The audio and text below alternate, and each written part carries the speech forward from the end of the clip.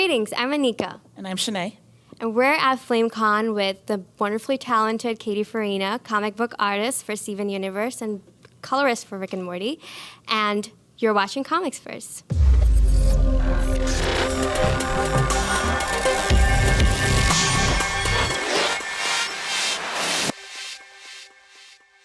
So Katy, hey again. We spoke at Tidewater and I had such a great time speaking with you, and thank you so much for taking time to interview with us again. Well, thank you so much for having me again. It was really nice to talk to you at Tidewater, and I'm glad we could talk again at FlameCon. Yeah, of course. How have you been since then? Great, actually. It's been fantastic. It's been a great couple of months. This is actually my first time at FlameCon. Is it your first time? How's it going so far for you? It's also my first time at FlameCon, and it's been a fantastic show so far. It's been amazing. Like, I'm kind of blown away by how great it's been, actually. Yeah, it's nice to be here. Yeah. Well, how does your job differ from being the comic book artist for Steven Universe and the colorist for Rick and Morty? Well, I mean, they're very different cartoons, and the comics are also completely different. They're made for totally different audiences, and my jobs are different on them as well, which is really good for me because it lets me flex different muscles. So for the Rick and Morty comic, on the main series, we tried to imitate the show. So it's a lot of looking up references, aka watching the cartoon for a couple hours.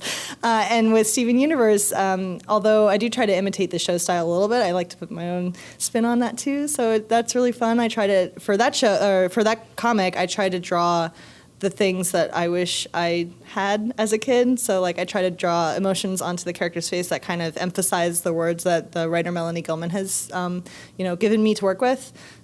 So they're, just completely different comics, completely different shows. We know that you do work with Rick and Morty and with Steven Universe. I also want to ask if there are any other projects that you are working on outside of Steven Universe or Rick and Morty, because I just wanted to see if there was any improvements from Tidewater Comics.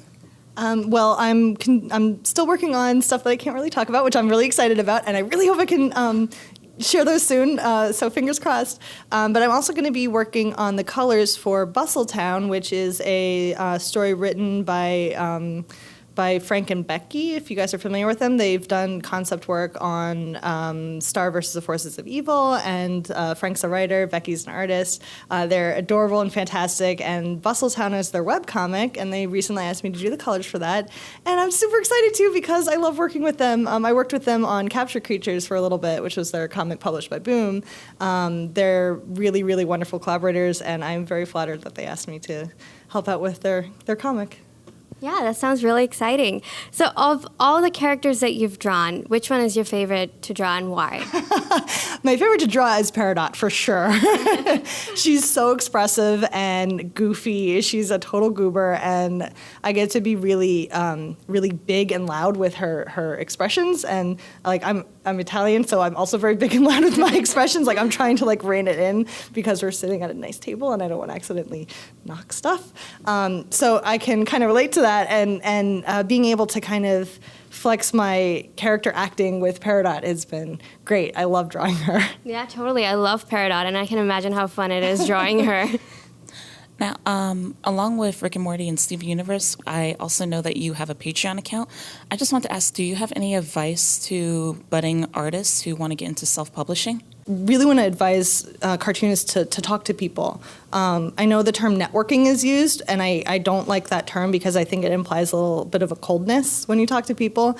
I think it's really important that you're making friends with people, like people you genuinely like and genuinely want to support, because when you end up meeting those people and becoming close with those people, you want to lift them up. You want to like spread their work around and get them work, and they'll do the same for you.